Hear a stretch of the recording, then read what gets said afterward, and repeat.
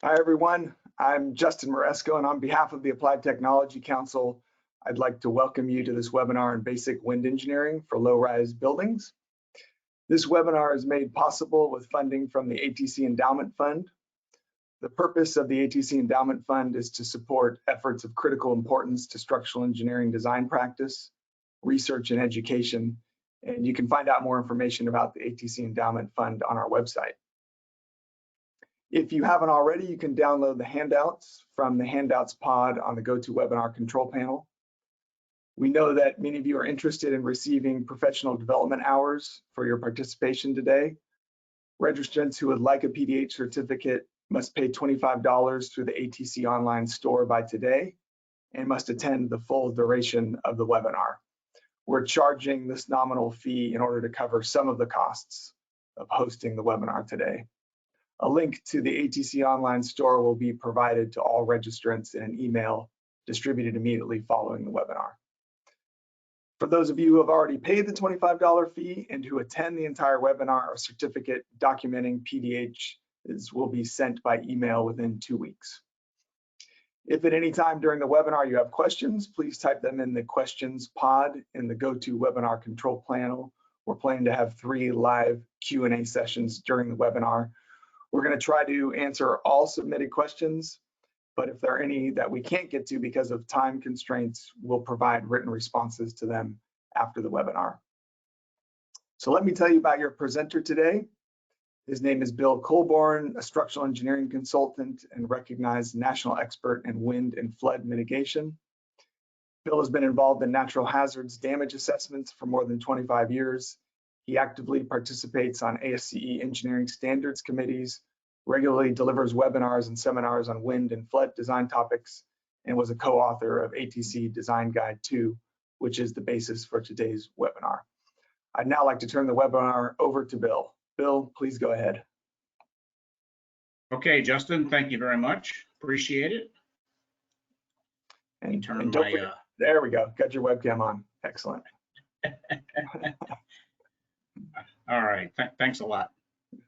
Okay, so as Justin said, this webinar today is on basic wind engineering for low-rise buildings. And thanks a lot to ATC for asking me to make this presentation, to conduct this webinar.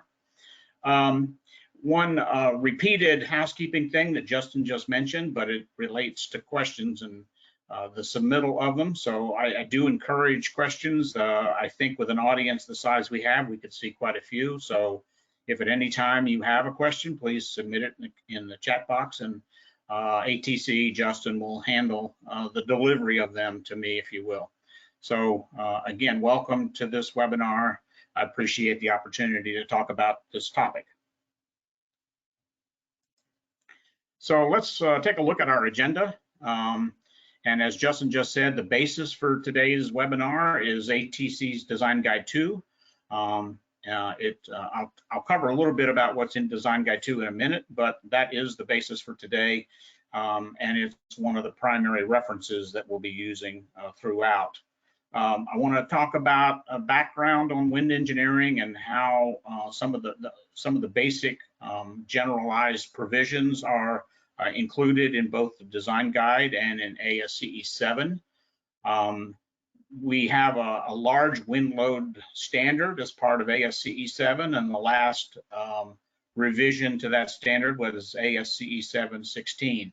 So in addition to the guidance provided by the Design Guide 2, I want to cover some specifics on ASCE 716. So, and they include the directional, what the wind engineering community calls the directional procedure, a procedure called the envelope procedure, which is used often for small buildings. It's used a lot in residential work, and I'll talk briefly about how those two procedures are different.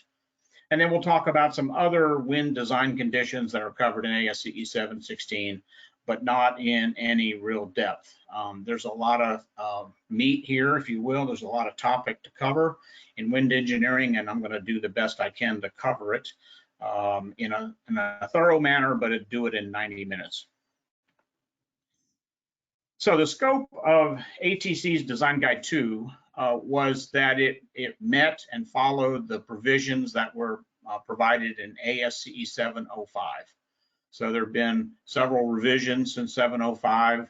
There was one in ASCE 710, and then the last one was 716. The guide followed the provisions that were in 05 in that we covered only low-rise buildings, and the wind community defines low-rise buildings as a building less than 60 feet high. It discusses the wind engineering background, the basics of wind engineering, and covers a number of generalized provisions and concepts that are used for all kinds of wind engineering problems, whether the buildings are less than 60 feet or not.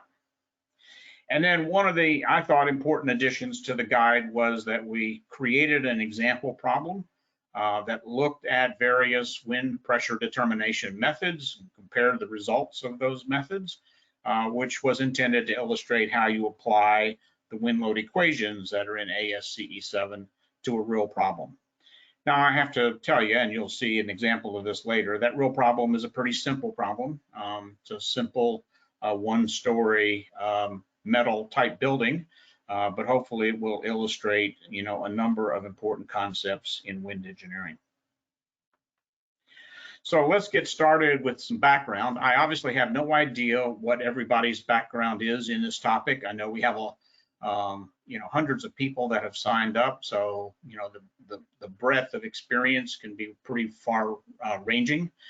So I don't whether, some of this material is stuff you already know or not, but nevertheless, we want to make sure everybody's on the same page as we talk about this topic. So basically, the process of wind engineering covers two primary aspects.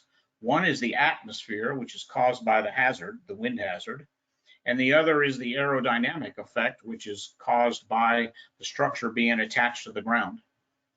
The atmospheric effects also include the exposure of the building on the site, and so the surrounding terrain and what is downwind of the building is extremely important to the effect that the wind hazard has on any building. And so site exposure is an important part of the atmospheric effect and an important part of the wind hazard. And then there's topography. We get one result from wind hitting a building if it's on flat ground, and we get a different result if there's large terrain differences. So where there are hills or escarpments or ridges, where the building changes elevations quickly and often, then we get a different effect. And so that's also part of determining, figuring out what the wind hazard is. The aerodynamic effects, in addition to just the fact that the structure is attached to the ground, include the gust effects of the wind hitting the building. And we have pretty rudimentary way to describe the gust effects on buildings. For small buildings like our example problem, the gust effect is pretty minimal, and we have a way to deal with that minimalization of the gust. But when it's a tall, very flexible building, then the gust effects are totally different. And we're not going to get a chance to get involved in much of that discussion about gust today. And then there is an area of the aerodynamic effects that we call enclosure classifications. This is basically how many openings are there in the building envelope? Are they on the windward wall or someplace else? And how large are they? And the importance of this is that those enclosure effects create internal pressure in the building. And that becomes an important part of determining how much total wind pressure there is on the structure. So this graphic, pretty rudimentary, as you can see, reflects a profile of the wind with height on the vertical axis and velocity on the horizontal axis. And as wind comes across the terrain, and I'm going to assume the little dashed line at the bottom is the terrain, if you will, the ground on which the building sits, then the wind can be retarded or held back because of the roughness of the surface. And at some point, as you go up in height above the building, to the top of the building and above the building, then there are no more real changes in the velocity, and it reaches its, the maximum height at which the wind speed is changing. And so this boundary layer profile kind of illustrates that.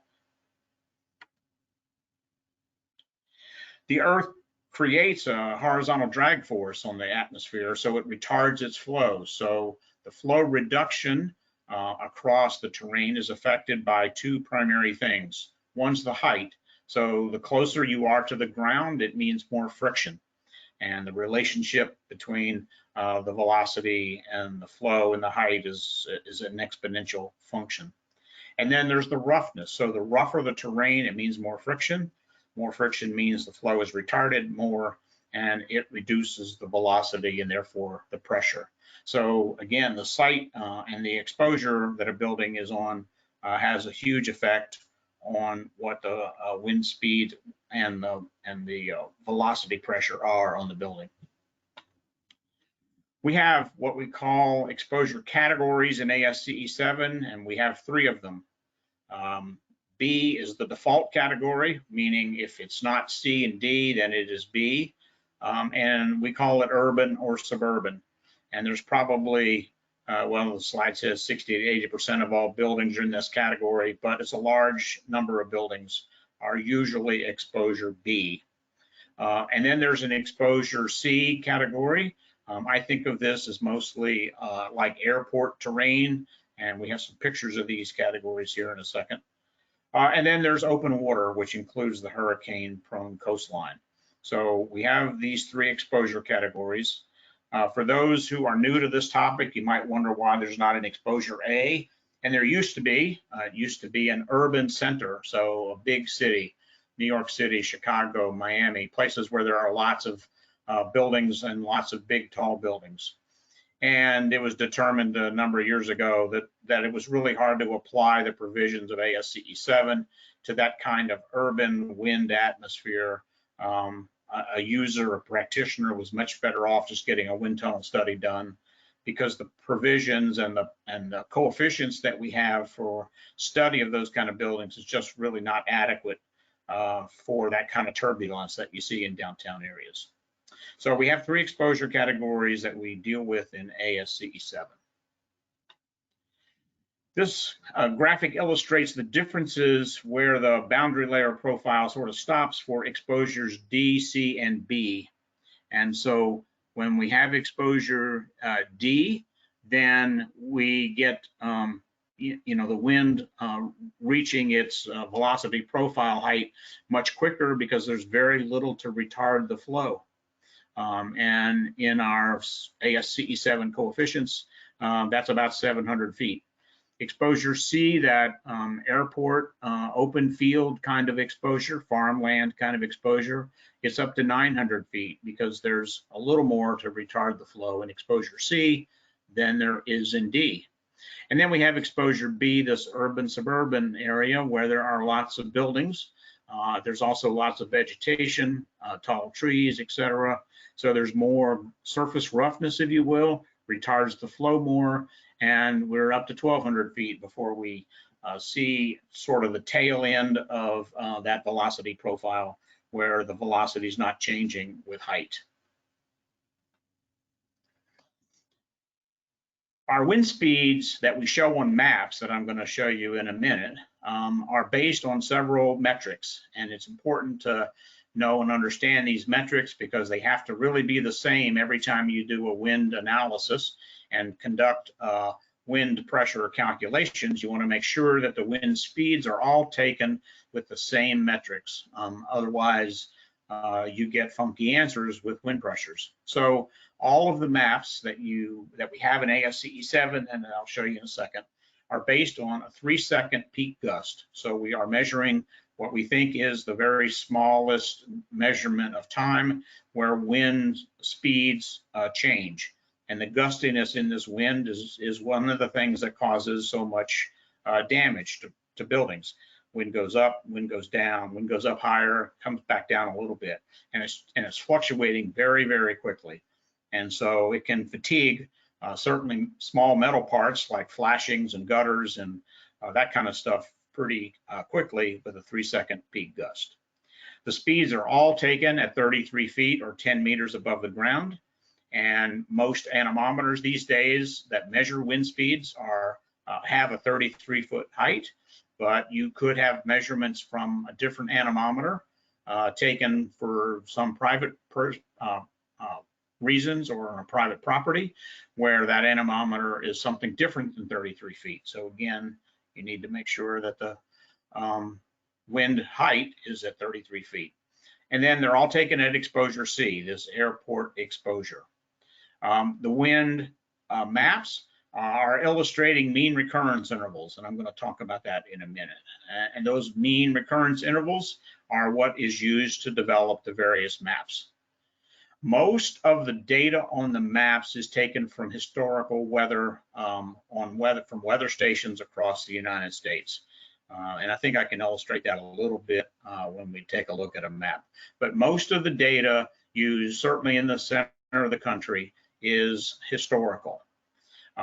The hurricane wind data is mostly modeled because we don't have enough actual hurricane wind data to create maps. So most of the hurricane wind data is modeled from simulations.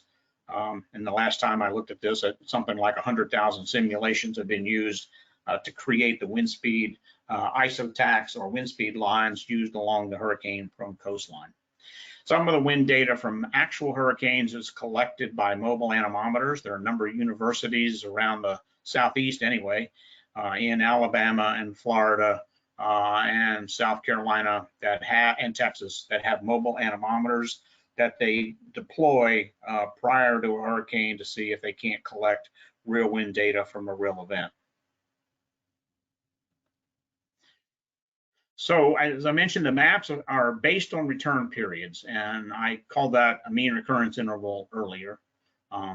It's used, they're used and they're established for mean recurrence intervals of known values, of determined values, because it gives us a statistical prediction of wind speed. And so it's important that we have a statistical basis for these wind speed predictions and that it's consistent across the country. So we use ASCE 7's risk categories, and there are 4 of them, hopefully, as you know, 1, 2, 3, and 4. The normal use structures, like most of our buildings, residences, and most commercial buildings, are risk category 2. And the mean recurrence interval of risk category 2 buildings is 700 years. The mean recurrence interval for critical use facilities or risk category 3, such as hospitals, is 1,700 years. And for risk category 4 or our critical facilities, it's 3,000 years. The MRI for low risk buildings is 300 years. So one very important thing about these wind speeds is that they are all developed for an ultimate event. So they're developed with LRFD design levels intended. And so that's important when you're developing, final wind pressures and wind loads on the building. These are for ultimate events. So the MRIs, the return periods may seem really high, but we're expecting the chance of failure to be extremely low. So here's a 700-year return period map. And hopefully you can see my mouse. Everything west and north of the hurricane-prone coastline, where I've just rolled the mouse along, is based on history. So all of these isotachs or wind lines up here in the north, here in the center part of the country, and here almost vertical lines as you move west, are based on historical data from lots and lots of weather stations and lots of years of history. These, again, are all 3-second gusts, and they're all taken at 33 feet in exposure C. There are some places on the map where we don't know what the wind speeds are really, or don't understand them. We call them special wind regions, and those are the areas that are marked in gray on this map, the little shaded areas. This L-shaped area here up in the north of Idaho, and then there's several places along the west coast and in California. Those are all special wind regions. Here's one in the Allegheny Mountain area. The map, as you see it, you probably know this, is in miles per hour, and the number in parentheses is in meters per second. This is the 3,000-year return period map. So this is for risk category 4 structures. Again, all of the wind speeds developed west and north of the hurricane-prone coastline are based on historical numbers. There's a couple of anomalies here, so let me just point them out. Here you can see a wind line that's out in the Pacific Ocean, and you might wonder, well, why is there one on the ocean? And that is that we didn't have good data for the actual coastline, but yet there's one inland here at 105 miles an hour. So this 100-mile-an-hour line out here is used to interpolate the wind speeds between the two lines as you're in the western part of California. So it brings up another point. The wind speeds can be interpolated on this map. You don't have to use the highest wind speed if you're between lines. And so it's important to know that the map can be interpolated.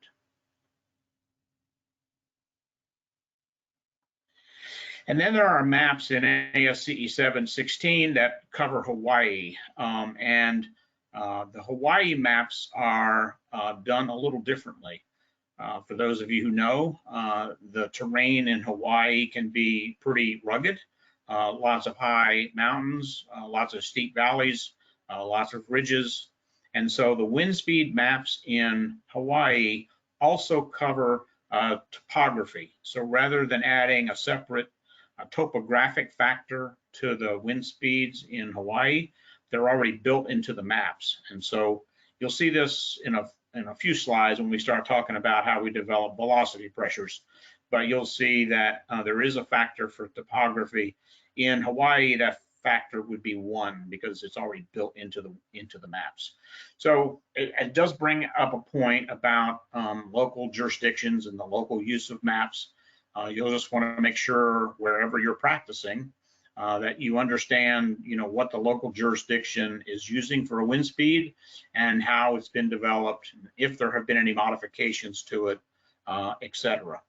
Those are all important things to do in determining the wind speed for a particular site. One of the major changes from ASCE 705 to 716 has been in the maps. The first major change was made in 710, and that's when we went to all of these maps based on risk category 2.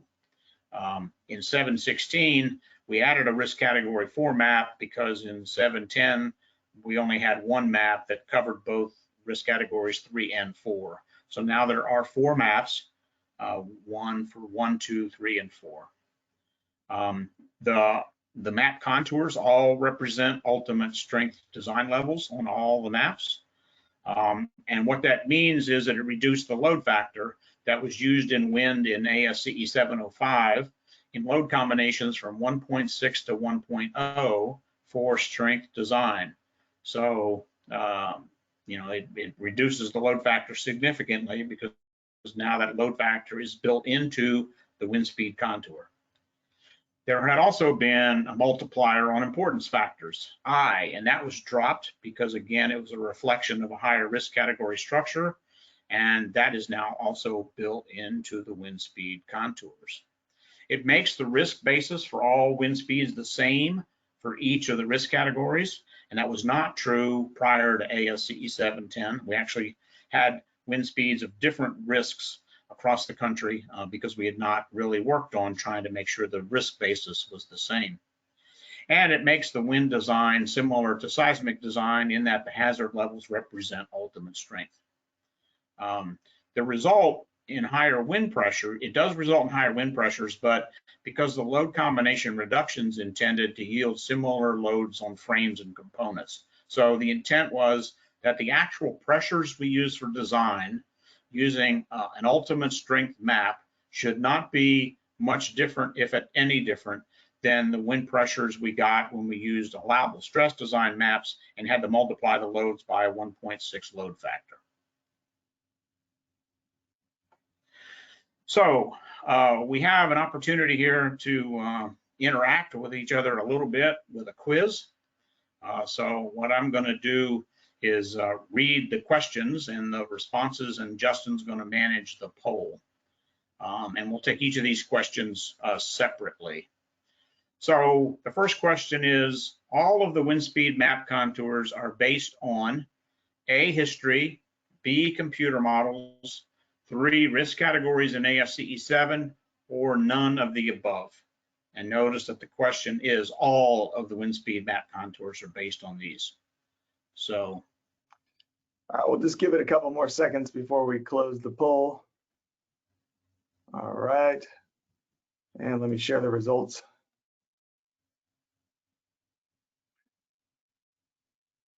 Can you see the results, Bill? Let me try.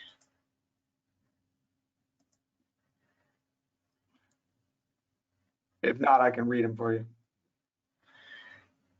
Yeah, there's too small for me to really see. Okay. So we got, let me read them out for you. So we got 51% said history, 6% computer models, 20% risk categories in ASCE 7, and 23% none of the above. Okay, so thanks for that. I appreciate it. I was going for risk categories in ASCE 7 because all of the contours are based on risk categories. All of them are not based on history because the hurricane-prone coastline is not really based on history, it's based on computers. And the lines, the contours in the center of the country are not based on computer models, they're based on history. So I was going for C, is where I was going. All right, I'll launch the next one. Okay. So the next one is, the wind speed map contours represent wind, and check all that apply, that are in exposure C, measured at 50 feet above the ground, measured as a 3-second peak gust, or all of the above. Just give it a few more seconds here. Okay, I'm going to close the poll. And I'll share the results.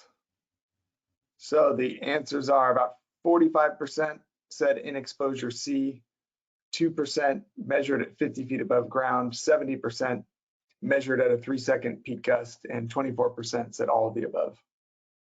Okay, perfect. So where I was going here was with answers A and C. I said check all that apply, and the contours always represent exposure C and always represent wind measured at a 3-second gust. So a bunch of people were close. So thanks for that. So now let's just see if there are any questions, other questions about any of the map related information or any of the getting started with wind engineering information. Yeah, we got a bunch of questions, so I'll just read off a few here. The first one, okay. It's regarding exposure designations. Is a coastal suburb more B or C?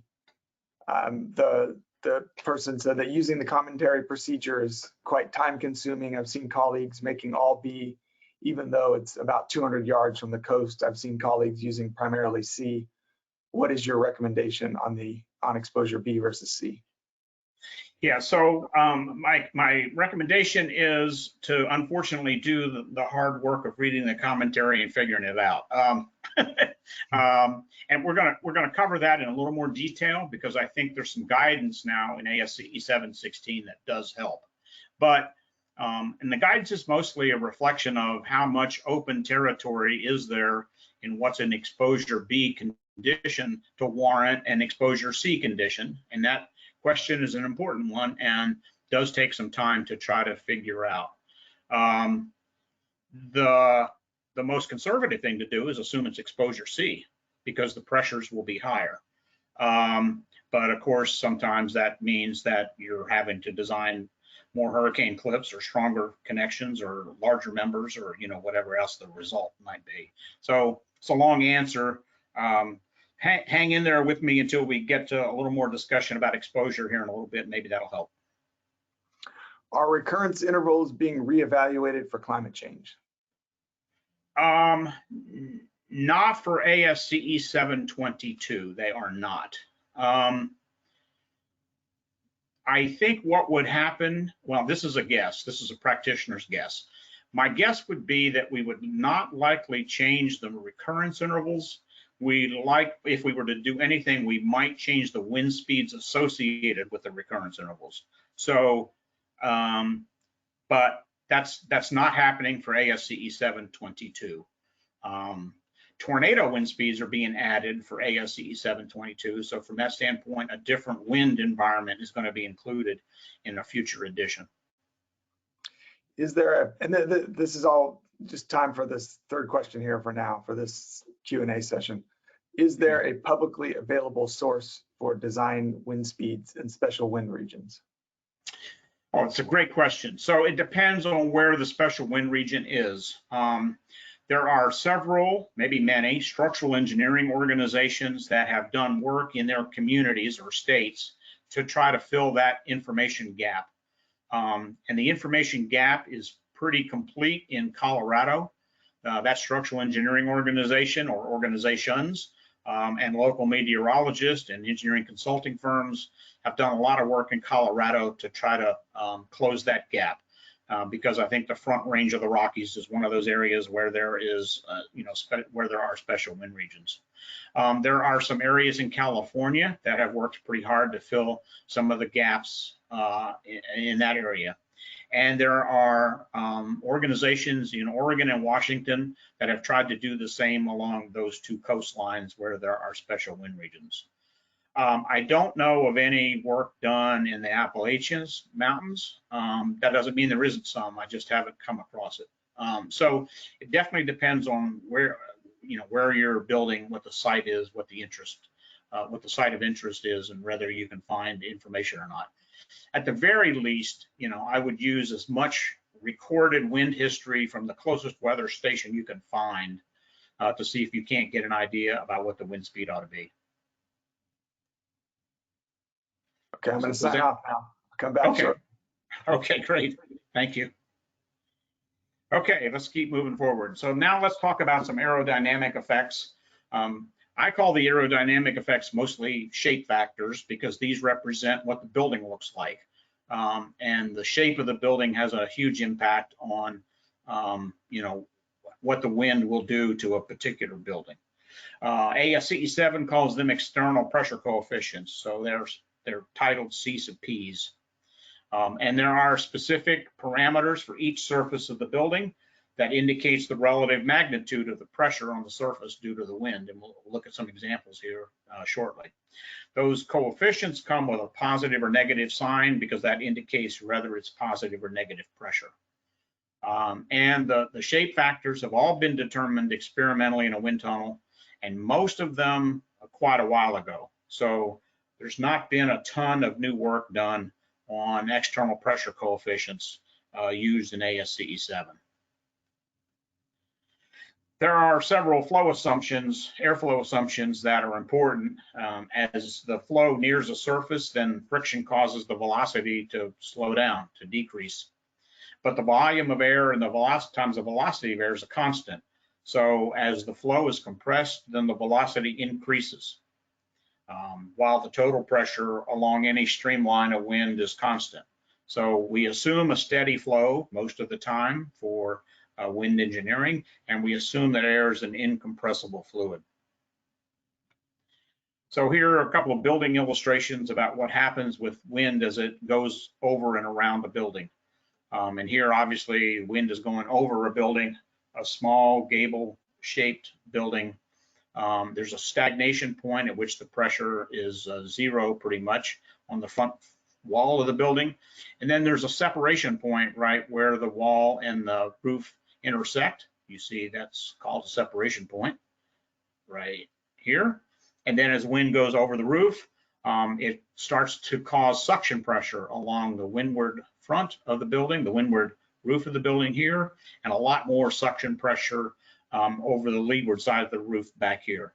So again, this wind has sped up some and is causing suction pressures in these areas of the building. And as wind has gone by the building, this wake here is all an area of suction pressure or leeward pressure on the backside of the building. We use a version of Bernoulli's equation that you see at the bottom of the screen as the beginning point for our wind pressure equations. And the 0.00256 is a standard atmosphere of air density, and it includes a factor that converts miles an hour for wind into pounds per square foot for pressure. And then there are, depending on the roof shape, different flow separations that occur. So a flat roof, which is item A in the left-hand side of this slide, creates the most suction pressure. You have a leading edge between the roof and the wall, and because the roof is flat, it lifts up over that flat roof and creates, depending on the shape of the roof, I mean the plan size of the roof and the speed of the wind, a fair amount of suction pressure on that roof. And then as you put some shape to it, put some slope to the roof, then you start to decrease the amount of suction pressure. Although as the wind lifts up over the leading edge and then flows over the leeward side, you still get suction pressures on the windward and leeward parts of the roof. And then if you create enough slope so that the front wall is nearly a 45-degree angle, then that front windward roof is almost a wall and creates mostly positive pressure on that windward roof, but creates large suction pressures on the back. So from a designer standpoint, it gives us a pretty good clue about what kind of wind pressures we're likely to have depending on the roof shape and slope. And in the coefficients that we use, you know, roof slope is a key indicator, key prognosticator, if you will, of the amount of wind pressure and whether it's positive or negative, and we'll look again at that in a moment. And then if we look down on a plan view of two buildings, the one at the top is more square, the one at the bottom is more rectangular. As wind goes, hits the front wall, on both sides we have suction pressure. So on both side walls we have negative pressure, and in the back we have negative pressure. The plan view at the bottom, where the building is longer than it is wide, then there is a possibility that that suction pressure on the sidewalls is reduced and potentially could even reattach to the wall, depending on how long the building is compared to the width. And then it creates suction pressure in the back. One thing to note in terms of wind engineering jargon, this dimension, the long wind dimension, is called L in the standard, and the crosswind direction or the windward face is called B. So frequently you will see ratios of L over B because they help define what the coefficients are based on those planned ratios. The sign convention is probably pretty straightforward. A positive coefficient means it's toward the surface and it's called windward. The negative sign means it's away from the surface and it's called leeward or suction forces. All pressures act normal to the surface, so the resultant forces have to be determined for vertical and horizontal components. So all pressure acts normal to the surface, whether it's sloped or not. And we find wind pressures, or we have to find wind pressures on two primary components of a building system. The first is the main wind force resisting system, which is basically the structural frame. That frame is intended to transfer loads to the ground. It includes the building frame and the entire roof trusses, if there are trusses, and it includes shear walls and load-bearing walls. And then there are components in cladding, which is basically the building envelope. It's the stuff that keeps the wind and the rain out. And those components in cladding receive load sometimes directly from the wind, or they're received from cladding that is then attached to a component. The loads are transferred to the frame, and you can see what some examples are of components in cladding. There's lots of discussion usually among practitioners about what is a component, what's part of the main wind force resisting system. I'm sure you all have some of those same kind of questions. It frequently is a debate, but if you think about what receives wind load directly and what doesn't, that should help sort out most of those questions about what is it, a component and cladding, or is it part of the frame? This is our basic wind equation. It comes with three components: the velocity pressure Q, which is mostly covering the atmospheric effects, the coefficient G, which is the gust effect factor, which includes both atmospheric and aerodynamic effects, and then the shape factor, C sub P, which is the external pressure coefficient. So it covers aerodynamic effects. And that equals P, and that wind pressure is in pounds per square foot. The velocity pressure has several components. Well, I've already mentioned the basic component, which is part of Bernoulli's equation, and then we multiply that term times the exposure building height adjustment coefficient, K sub Z. When we have a height of the building at 33 feet or a height of interest at 33 feet, and it's an exposure C, then K sub Z equals 1, and that's because that's what the maps are based on, 33 feet and exposure C. If we have heights less than 33 feet, then K sub Z starts to be less than 1. Heights greater than 33 feet, it's more than 1.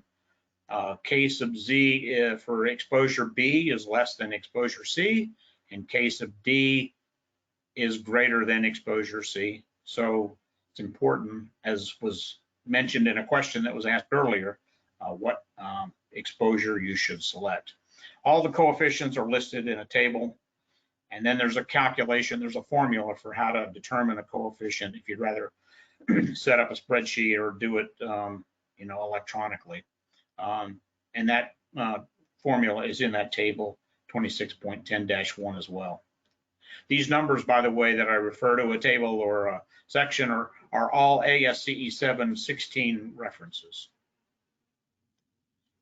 And then ASCE adds a couple more factors to the velocity pressure equation. We add one for topographic effects. So K sub ZT is topography, and is supposed to cover hills, escarpments, and there's some complex equations used in the section that covers topography.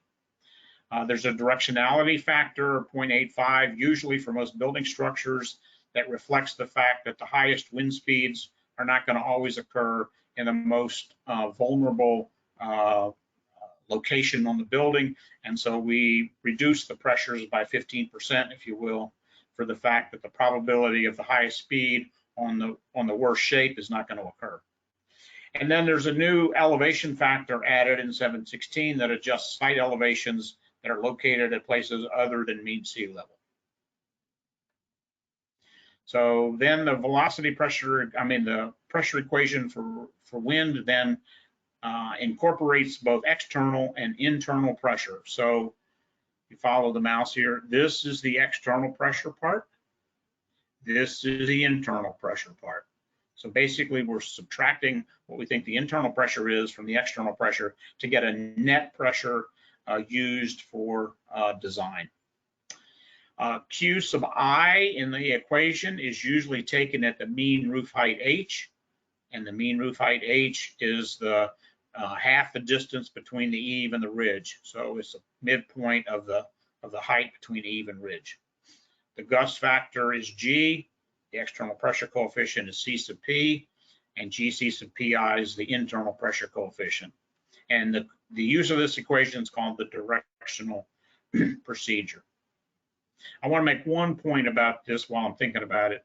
This GC sub PI, when we get to talking about internal pressure, is a term that is not separable by the two components. So you can't separate the gust factor from an internal pressure coefficient. The internal pressure coefficients that we get are GC sub PI. In the case of the external pressure coefficient, G is a separate term that we'll talk about briefly, and then we multiply that times the shape factor. This graphic is an ASCE 7. It shows us, all the areas on a building that we need to calculate wind pressures for. Shows wind coming from the left, as you can see. And if you look at the plan, you can see the along wind direction L at where it says right above where it says plan, and then the across wind direction on the windward face of B. And again, that L over B ratio can be important. There are places where we sometimes have to calculate both positive and negative pressures. That's illustrated here on this part of the roof, because depending on the roof slope, we could get positive wind pressures here as well as negative. So let's look briefly at the parameters that we have to select from in the process of actually calculating wind pressures. We obviously need a climatic condition, location, because we need to find a wind speed. And the wind speed is based primarily on where are you in the country.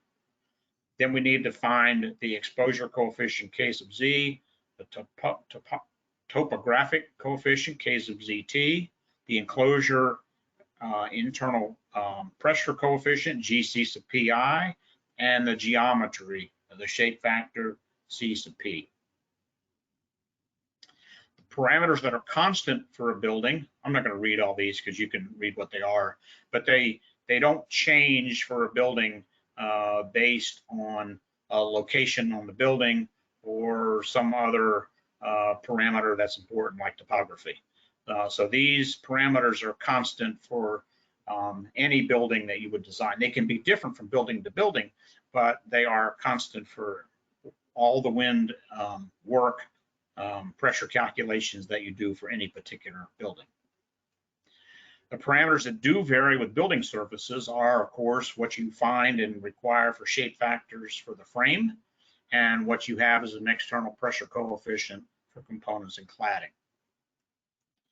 The parameters that vary with height are the exposure coefficient, the topographic factor, and the velocity pressure, because as you go up in height on the building, all of those things can change depending on where you're trying to find or determine the particular wind pressure on the building. The entire design process, and I'll mention that in the chapter or each of the chapters in wind, these design processes are provided in tables. So it tells you what you need to do and what table or reference to use in ASCE 7 to find that particular piece of information. So again, I'm not going to read all these. We've talked about these, each in their own way.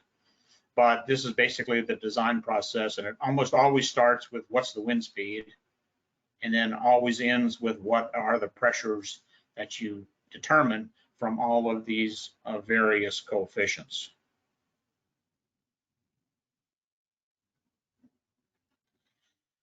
So here's an example of finding the wind speed. This is an ISOTAC map, part of the wind speed maps that are in ASCE. And I have arbitrarily I want to find the wind speed in Hattiesburg, Mississippi. And so one way to do that is to take the ISOTACs on the map and draw a horizontal, or draw a line that is perpendicular to the two ISOTACs. And so that's what's been attempted here with this red line. And then interpolate between the distance between these two lines with the location of interest. And so I don't know exactly how far along this line the star is, but let's say it's 20 or 30% of what the total distance is, then this wind speed at this location would be 20 or 30% greater than this, and 60 or 70%, no, less than that, sorry. So this wind speed would be 20 or 30% less than this ISOTAC, and 60 or 70% greater than that, because as these ISOTACs go inland, wind speed's dropping. The other way to do it, which I think is much handier, is to use ATC's hazards by location website. You see the URL at the top, and there are 4 risk categories here, and the wind speeds I found using ATC's site. And so this is what a screenshot of the web page looks like for Hattiesburg, Mississippi. It's got the risk category wind speeds 1, 2, and 3 on this page, and risk category 4 is just kind of off the page. And then it's also got serviceability wind speeds for 10-year, 25-year, 50, and 100-year mean recurrence intervals. So it's a pretty handy way to find a wind speed without all of the work of trying to read a map that's mostly unreadable. and interpolate, to the closest mile an hour in a, on a scale that is not very easy to replicate. So I would definitely point you to the ATC Hazards by Location website. ASCE also has a hazards website that you may have used over the last couple of years. This is what exposure B looks like. So an urban suburban area. You can see lots of buildings, lots of small buildings in this picture, mostly residential. They look like tree-lined streets, lots of neighborhoods. It's a good, and this comes right out of ASCE 7. So this is a picture that replicates, an exposure B kind of exposure. This is exposure C. This is mostly showing farmland, but you could get the same sort of photograph if you were looking at a airport or something similar. So you can see here, there are some areas that look like exposure B. Depending on where your site was in the primary direction of the wind, you might be in exposure B if you're down closer to the bottom of the picture. But if you're up in the middle or the top of the picture, you're definitely exposure C. And exposure D is on the water, and the water can be a lake. It could be a hurricane-prone coastline. It can be any large body of water. I think it's 5,000 feet. If you've got 5,000 feet of fetch or more, then you could be in an exposure D condition. This is the method of finding exposure that I mentioned was in ASCE 716. So, and this was mostly developed to try to improve practitioners' ability to get this right and to reduce the number of arguments that seem to be existing between practitioners and building code officials. So what you do is take a site of interest, which is the point in the center, divide it up into 8 segments and 3 concentric circles with diameters of 500, 1,500, and 2,600 feet. And then you look for open patches in each and every one of those segments. So this is all in the commentary in ASCE 716, because here what you're trying to do is answer the question, is it exposure B or C?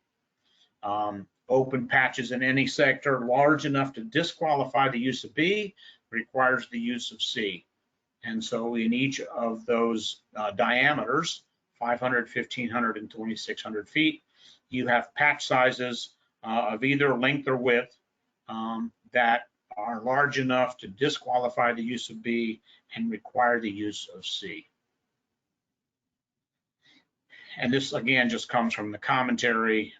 When the patch area exceeds 25% of the sector, but it's less than 50, then you can take an average of exposures B and C. When the patch area exceeds 50%, then you have to use exposure C. The elevation factor is a table and a formula. So when you're above 0 mean sea level, then you can take a credit, if you will, for increased elevation. That's because the air is thinner, so the density of air changes. And you can see if you're in Denver, if you're in the Mile High City, then you're going to get a reduction of 17 to 18, 19%, just because of the elevation above mean sea level. Topographic factors are placed in a table, and then there are some formulas. We deal with 3 types of topography, a 2D ridge, a 2D escarpment, meaning 2-dimensional, or a 3-dimensional axisymmetrical hill. I've done some studies for this. I actually don't know what a 3D axisymmetrical hill is. So I've always assumed that if it's not a 2D ridge and a 2D escarpment, then I'm going to assume it's a 3D axisymmetrical hill. But when it's a steep hill and there's a building on top of an escarpment or a ridge, these factors can take a wind pressure or wind speed and up it by, I don't know, 50 to, maybe not 100%, but 50 to 60%. So you get a huge increase in wind pressure for buildings that are at the top of hills and escarpments. And this is another part of that topo factor equations. And so here are some equations for 3 factors, K1, K2, and K3. One deals with the slope of the ridge. One deals with the distance that the building is off of the ridge, and the other deals with the height of the building on the ridge. So each one of them plays a role in what the wind does on any particular topographic profile. And then there are enclosure classifications. So this is pretty much the last thing you have to determine. We have 4 different classifications in ASCE 716. One's called an open enclosure, where the building each wall has to be at least 80% open. One's called an enclosed building, which means that the building openings are small enough to not allow internal pressure to build up in them. One is called a partially enclosed condition, where the openings are large enough to allow wind pressure to build up inside the building. And then the 4th is partially open, which is a default classification.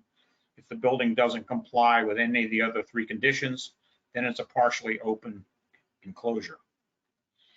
And this is the table of internal pressure coefficients used for those 4 enclosure classifications.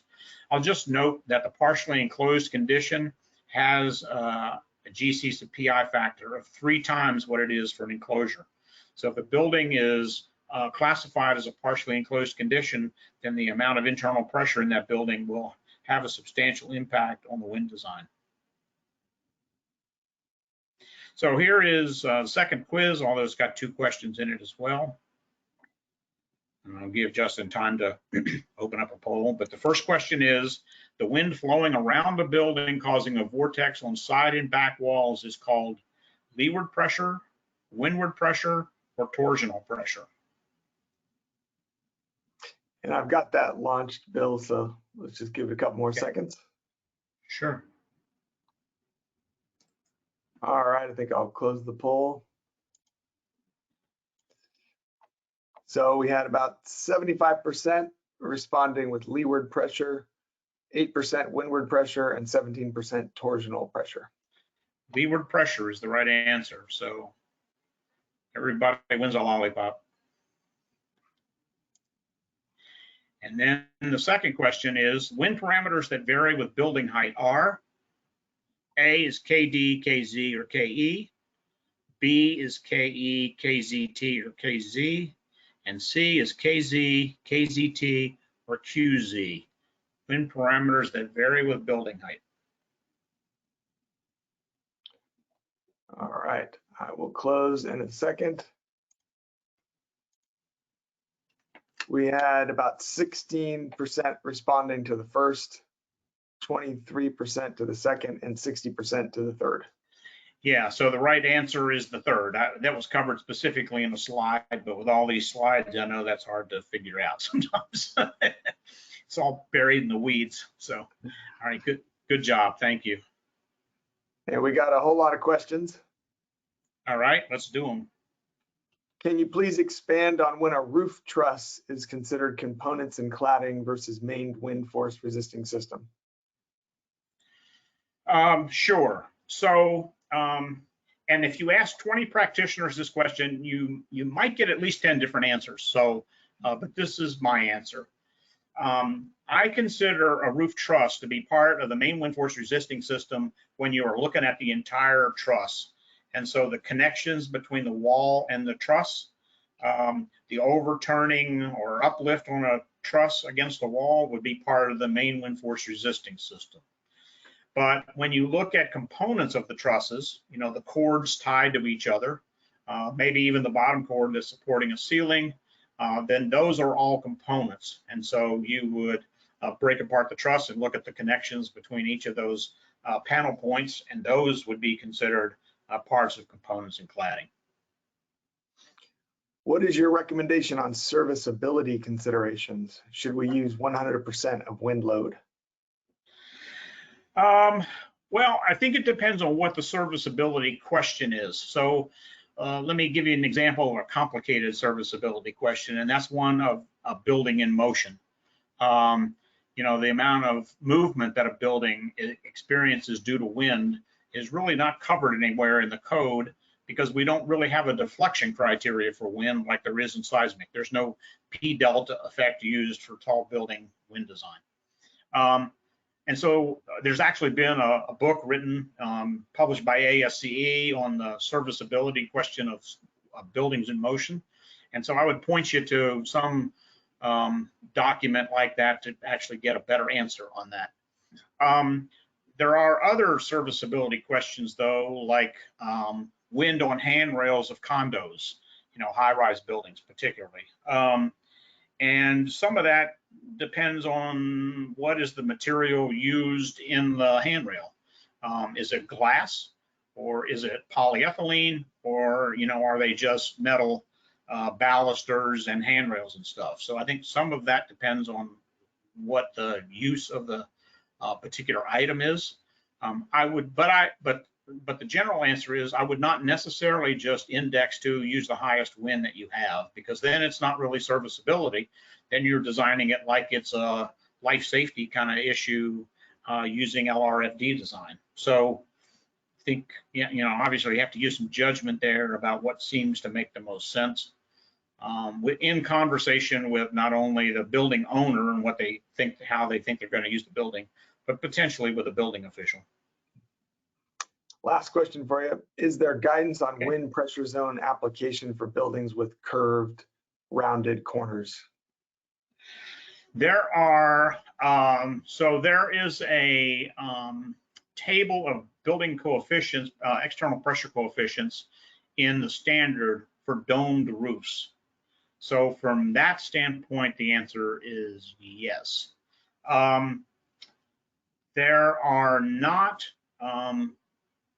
There's not good guidance in the standard for pressure coefficients for other curved surfaces. So what I would do is I would go to either the Japanese wind standard or the Australian or New Zealand wind standard, or again, a companion book written by ASCE on wind and petrochemical facilities, where I know there's a list of all kinds of component shapes, and some of them are round, and look for building coefficients that might match what you have as in the design.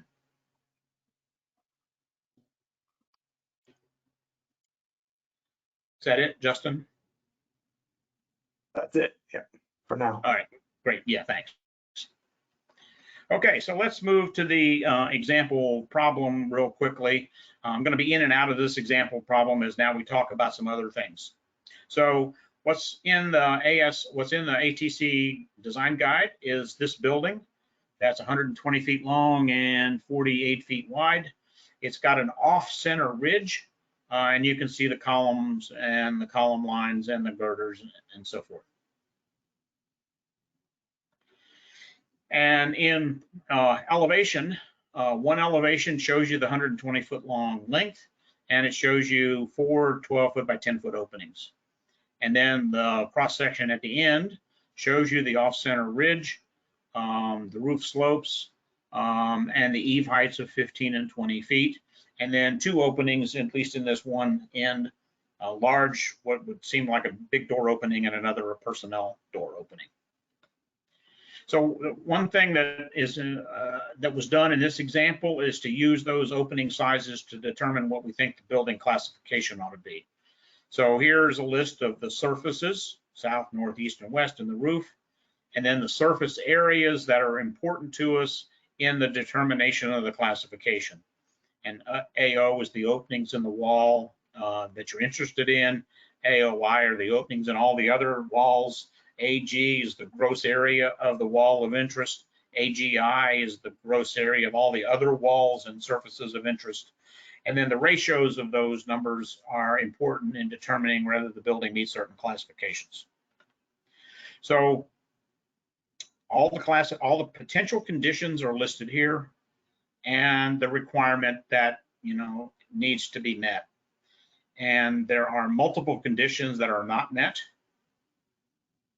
And so because the building can't be classified as open or partially enclosed or enclosed, then by definition, it is classified as partially open.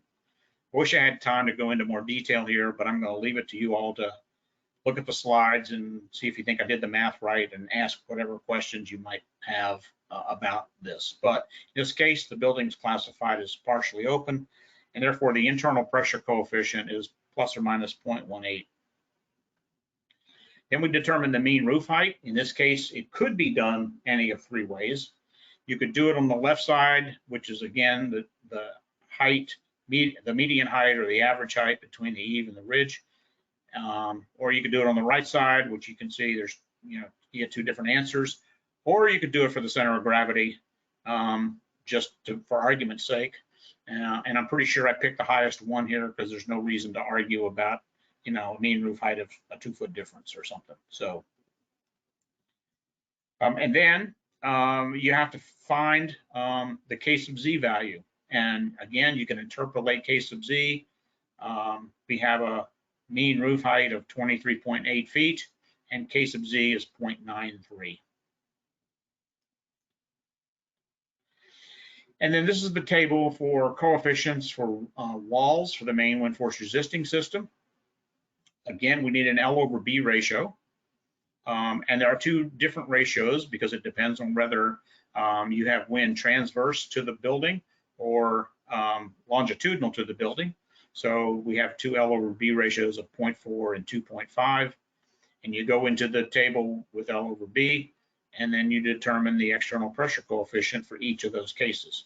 In the one case where it's 0.4, then you're obviously going to have a coefficient of minus 0.5. And where it's 2.5, you're going to have something between minus 0.3 and minus 0.2.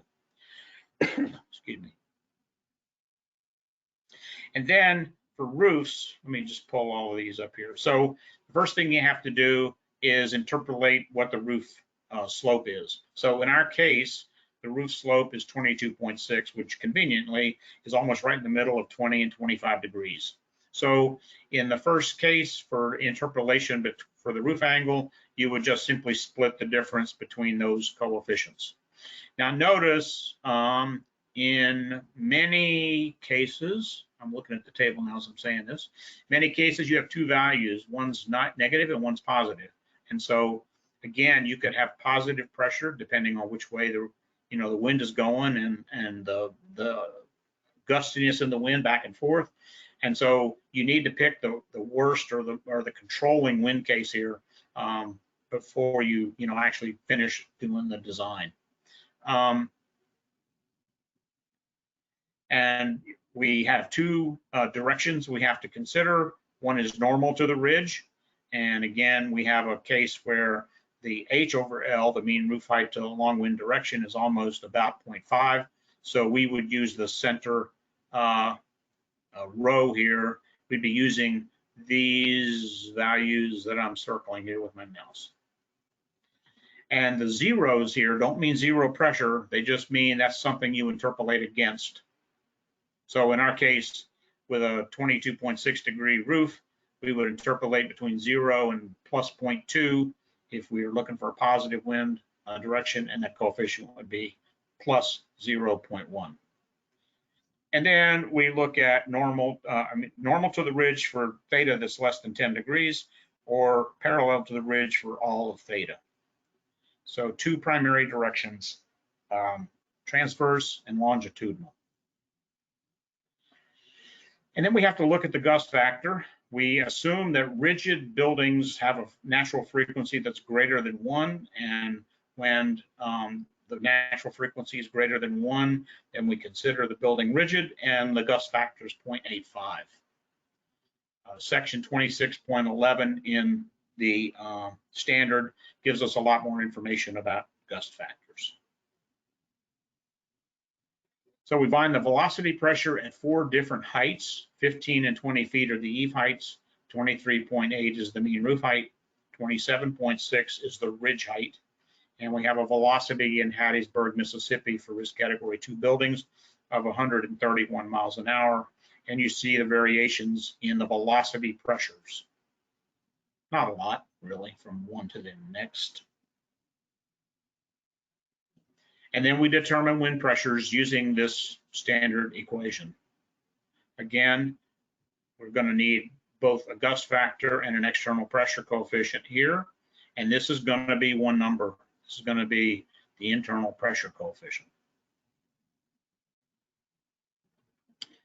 Okay, I'm sure there's questions about that because I did that at about Mach 10 speed. So if there are any procedural questions, please feel free to ask them.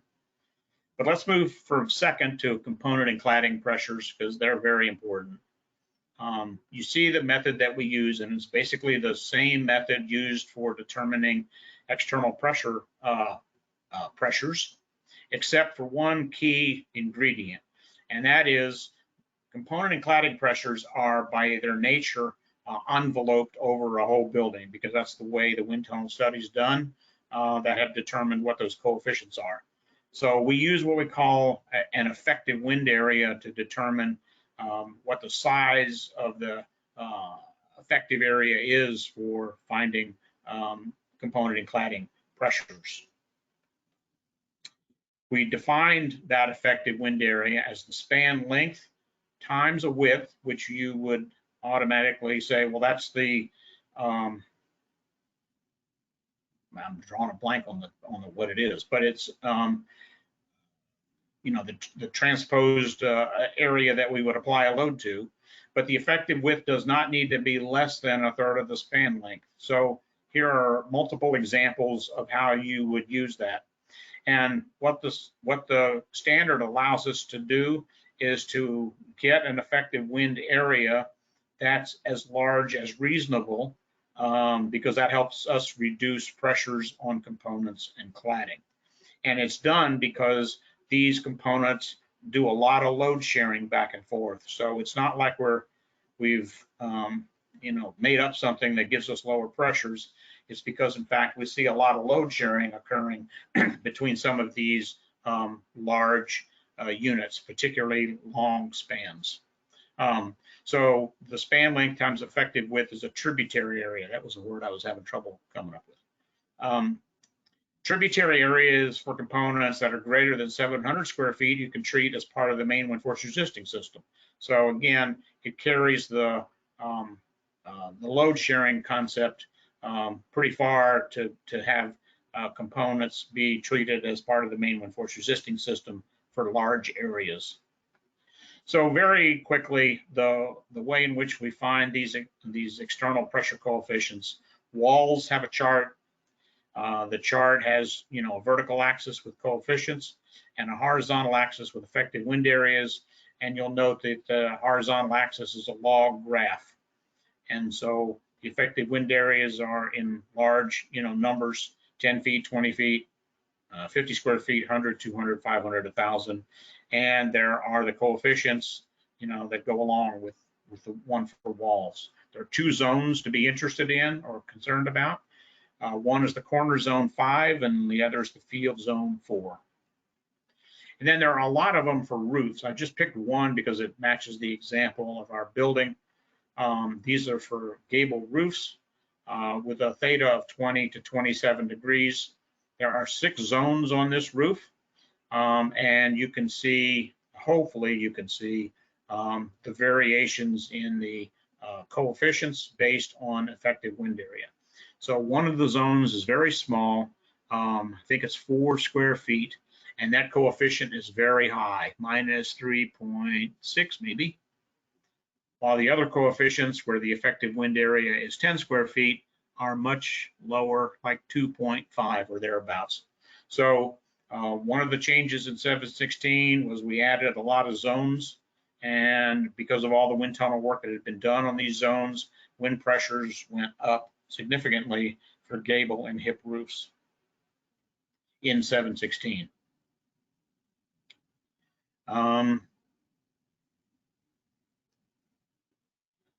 So I just mentioned these changes that were made to components and cladding. One of the other changes was that we changed exposure B conditions. And so coefficients that now use or are affected by exposure B conditions do help reduce the effect of these wind pressure increases.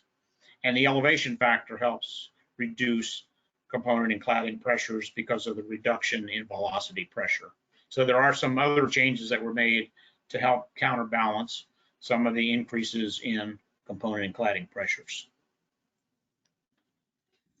All right, so that was all the directional procedure on the main frame, and components and cladding there's only one procedure for that. It covers the building, whether you use a directional procedure or this envelope procedure.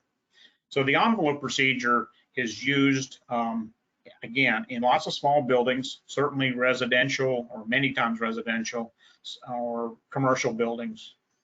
There are some restrictions on the use of the procedure, and you see them listed here. It has to be a simple diaphragm building. Again, it has a mean roof height less than 60 feet. Enclosed building has to comply with windborne debris requirements. The building has to be regularly shaped. So that's why I created the example for Design Guide 2 that I did and tried to answer the question, well, is it regularly shaped or not, since the ridge is off center? So I'm not sure. The building has to be rigid, so the gust effect factor we would use is 0.85. Has to be approximately symmetrical cross-section. Torsional loads don't control, and there's no unusual response characteristics. So those are the limitations on the envelope procedure. The formula is slightly different. This GC sub PF is, again, a combined term based on the shape of the building and the location of the surface location of the building. And it's covered in this way. There are surfaces that are numbered. So here, instead of having a specific location on the building, you have a numbered surface, and you have end zones that are the crosshatch areas on both ends of the building. And this is a crosswind or longitudinal direction, sorry. Again, each surface is numbered and each end zone is numbered. And then you have a set of coefficients for both of those load cases for a variety of roof angles and then all the building surfaces. And again, you can interpolate between roof angles. You can't interpolate between building surfaces. You're in either surface 1 or 2 or 3 or so forth. And then there are end surfaces or segments for each of the 4 primary corner ones in load case A, and end areas in each of the surfaces for load case B. So if we calculated wind pressures for this red triangle at the end of the building, so hopefully everybody can see it. Let me put my mouse over it. So this area right here, so we're someplace near the end of the building, in the last bay for sure. And we want to just find wind pressures at this location, at this one location. I know it's a pretty simple problem, but nevertheless, I just wanted to do it to compare the use of the two methods for you. And if we look at the comparative pressures, you can see what they are. The directional procedure does provide lower pressures than the envelope procedure does. And they're exactly the same, of course, for the components and cladding as they ought to be. The envelope procedure is basically taking resultant actions on a building, measuring shear, overturning, and uplift, and then based on the building size and the reactions, back calculating what the coefficients ought to be that would get that net pressure difference. So the envelope pressure is not a direct wind tunnel measurement pressure.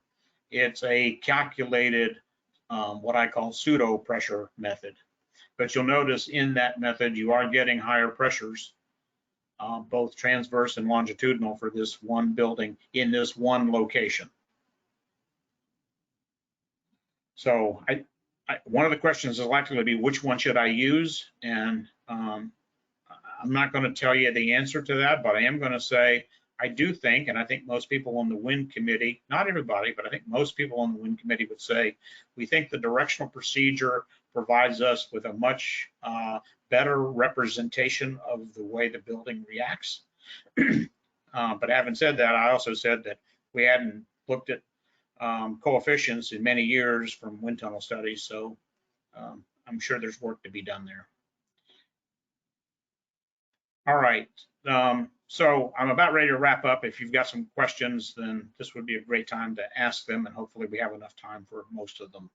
There are other wind design conditions that ASCE covers and that were covered somewhat in Design Guide 2.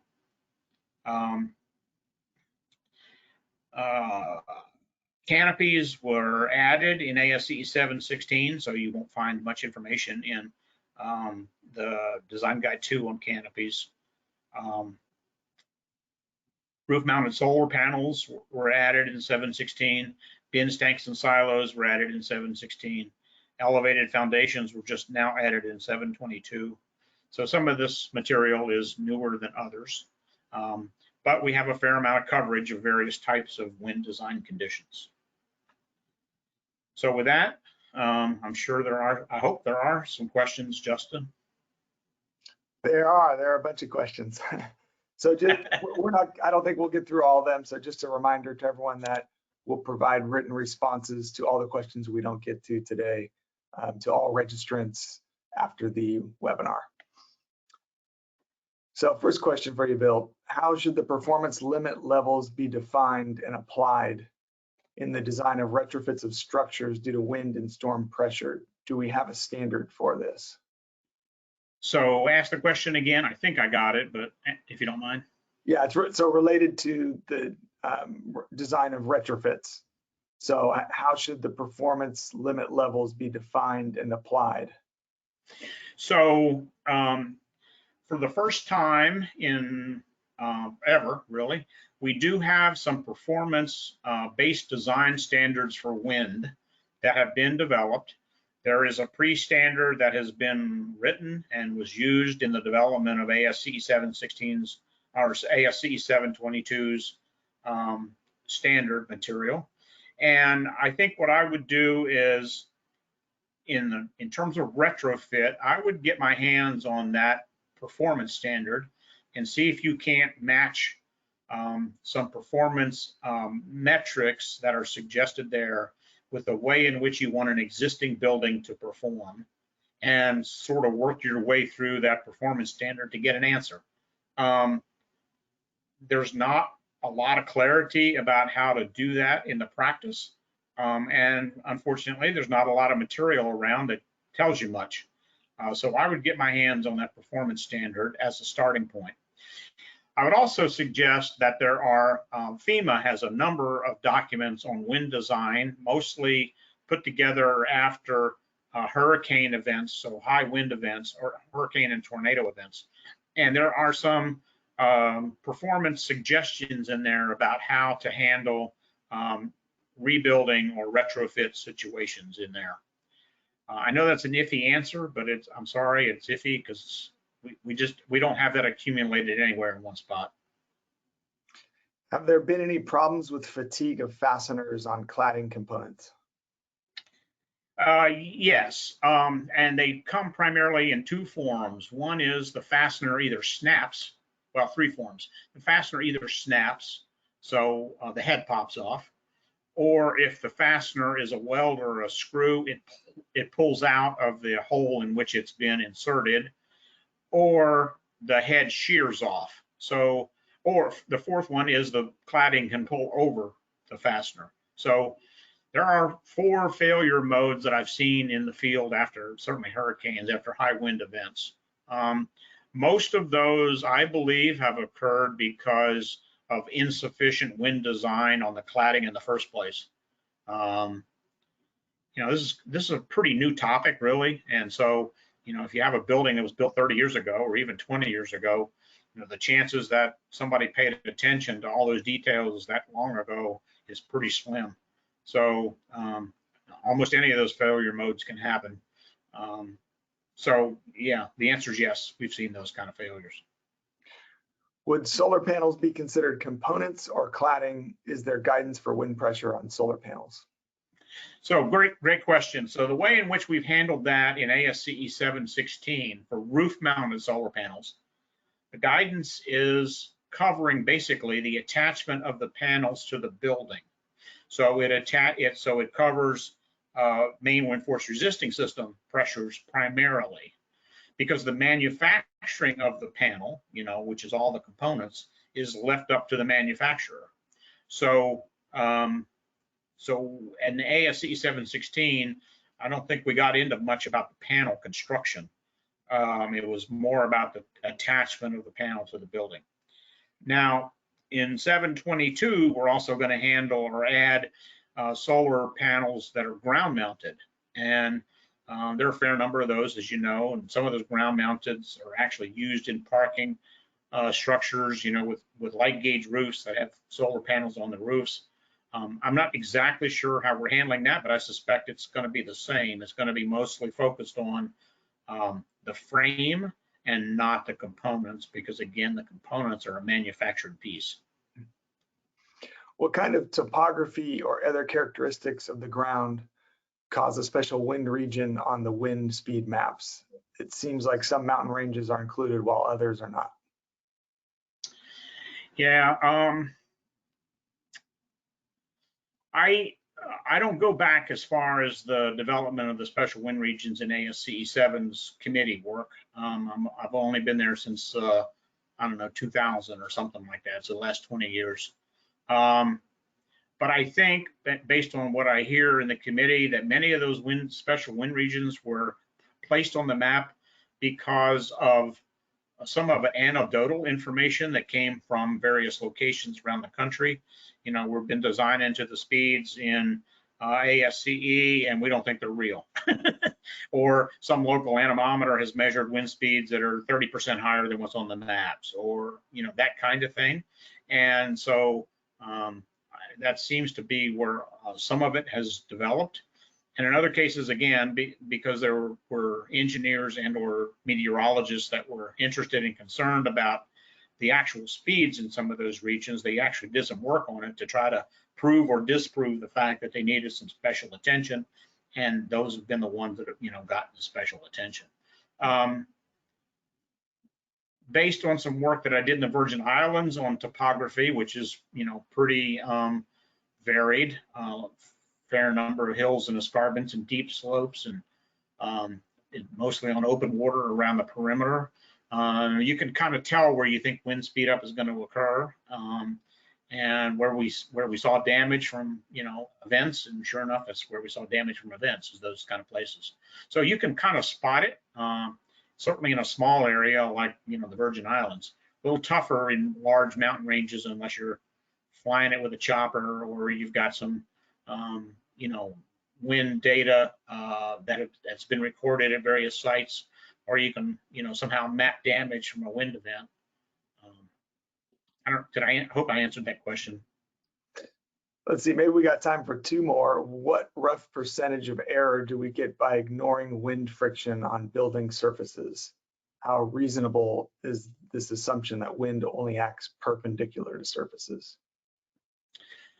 Well, I don't know what the error is, but I think where you have a building that has a typical building finish, so I'll say concrete or siding or brick or wood, I think on a normal building finish, you're not going to see that much friction. I would not worry about that much of an error there. Where I would worry about the wind and the side of the building come into play is where the building shape starts to get weird, and where there are cuts or corners or ridges or some sort of special external shape that's been added to the building that all of a sudden creates a vortex where negative pressures can occur that you would not expect. And those are hard to find or determine from just using ASCE 7. They're much easier, of course, to assess if you use a wind tunnel study. So in a typical building, I don't worry about a loss there or a sense of error there. What I've seen and what I've heard from other practitioners is we see most of that caused by again, special conditions that are created on the exterior of the building. And so you may have heard or read, stories about things like smokestacks or large, tall structures where a resonance starts to set in when wind hits it. And you can change the response of that stack by, putting some sort of exterior cowling on it, or a circular spiral device added to the external part of the chimney, and all of a sudden it cuts the resonance out and cuts the vibration out, just because you've changed the shape of the exterior part of it. So anyway, a long answer, but I think we're okay for the most part. I think that's all we've got time for, Bill. So there'll be Okay. plenty of questions for you to respond to in writing. If you could just move ahead one more slide. Oh, yeah, for sure. So on behalf of the Applied Technology Council, I want to thank Bill for his excellent presentation. Thank you to everyone for joining us today. For those who registered, expect to receive a follow-up email with a link to the recording of the webinar and a participant feedback link. We ask that you provide your feedback. It's very helpful for us to continually improve our webinar program.